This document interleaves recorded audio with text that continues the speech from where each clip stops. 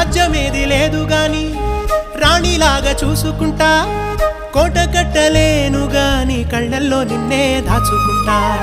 రాత ఎట్లా రాసి ఉన్నా ఆ మార్చి నీతో రాసుకుంటా